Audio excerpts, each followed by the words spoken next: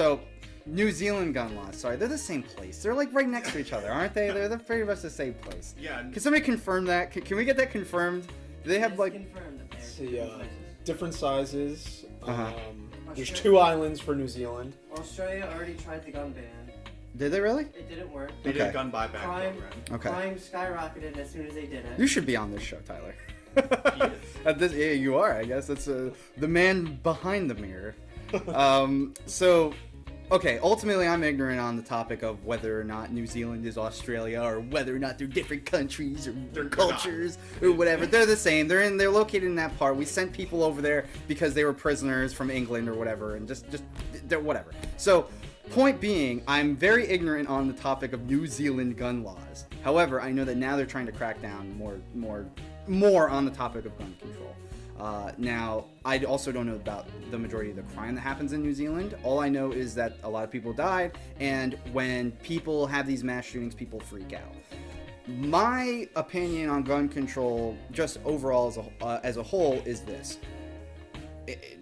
Very blanketed, very nutshell. Guns are not necessarily an evil. It's what people do with the guns. That's the first point. The second point is guns, to an extent, are a good way of defense against intruders, people who want to hurt you, people who want to hurt your family and your loved ones, but also big government that wants to come in. We kind of learned that with World War II and Hitler when he went in and he tried to take everybody's guns away, and a lot of other government agencies and municipalities that have worked in that way in the past, government political ideologies. They'll go in, they'll take the guns away because they don't want the people to have power. And ultimately, I think as a way of deterrent, essentially as a deterrent, it's kind of important for some people to have access to firearms. Now, assault weapons versus handguns is a different topic that we could get into. And also, to a certain extent, I think that just outright banning guns is not going to solve the issue because, as most people say, and this is my final point, gun laws are not going to stop criminals from getting access to guns. They're already made. They're mass-produced. They're can make everywhere. them yourself if you really wanted to. Absolutely, they're everywhere. They're black markets. And there's black markets. There's even something called the gray market now, which is this middleman, not really as unknown as the black market, but it's like the deep web kind of access to purchasing guns or other things that fall under that that kind of label of the gray market. So a lot of different topics that we could discuss here, but ultimately, I don't think gun control of mass taking the guns is really going to keep the criminals from not having them. The way I see it is like a gun is a gun. So regardless if it is a machine gun or a pistol, that can still be harmful when used improperly towards anybody. Yeah. I think you made a great point with the problem with just having a buyback program or just banning guns. Because for me, and I don't think by any means it's a full argument to it's full counter argument to all the arguments made for more gun control. But if you're in a situation, I kind of think about it like this. There's, I guess you could say this, roughly speaking, generally, it's 4 different types of groups, at least in this country, that have guns. So you got like lawful authority, so government agencies, FBI, state, federal police, stuff like that. You've got, I guess you could call them hard criminals. So people who are willing to go out to a black market to buy a pistol, these type of people. If you're willing to go out and buy a gun illegally with the intent of use it, chances are you are in at least close to a mindset of somebody who's willing to commit or has committed hard crime. So like thefts, robbery, assaults, potentially murder. I didn't know that. Yeah, stuff like that.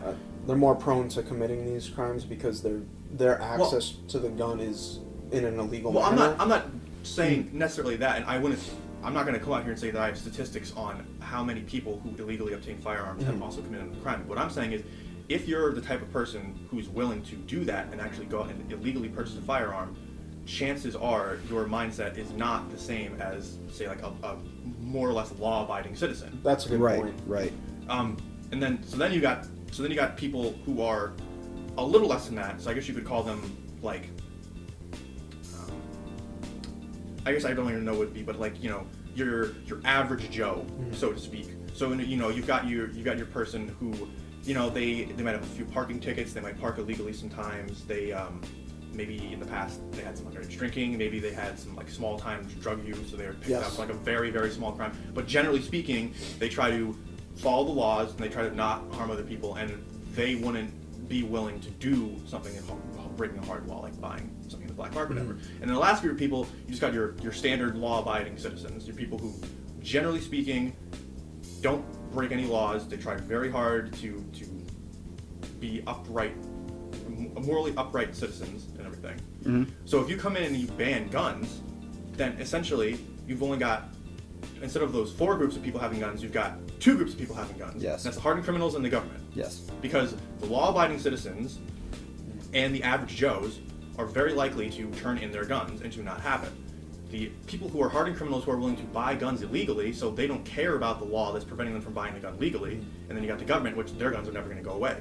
So now, the only 2 people you have, or 2 groups, sorry, that have guns is The government. the government, the authority, and The anti-authority. the anti-authority, Yeah. the hard criminals. So it's like the entire point of having guns in the hands of average people, so that average people can defend themselves in situations. Because if somebody mugs you in the street, you're not going to have time to call the police to come in and safely defuse a situation without any use of firearms. That's just not going to happen. Right. But if you take away everybody's guns, then if you're in that situation, you have no way to defend yourself. The only recourse you have is to appeal to lawful authority. Yes. And you better hope that they're quick. Yes. Otherwise, you're screwed. Very true. So you effectively, instead of these 4 different groups having guns, it's just the government and the really bad people. Sure. So congratulations, the good people and the pretty decent people, they've got nothing now. Right. So that you didn't really fix the problem, because the entire problem that you wanted to fix was the bad, crazy people shouldn't have the guns, which I think everybody agrees with. Yeah. But if you go in and just say, okay, so everybody who's bad and crazy, please turn in your guns. The bad and crazy people aren't going to turn in their guns because they're bad and crazy. Right.